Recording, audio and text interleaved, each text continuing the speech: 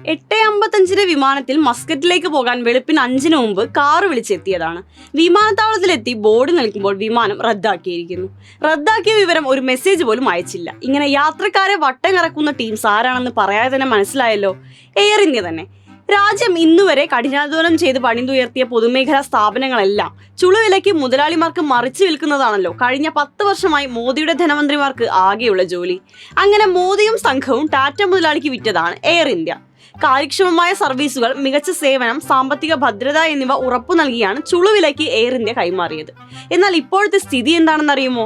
സ്ഥിരമായി വൈകുകയും അടിക്കടി മുടങ്ങുകയും ചെയ്യുന്ന സർവീസ്, പഴഞ്ചനിൽ പഴഞ്ചനായ സീറ്റുകളും സൗകര്യങ്ങളും.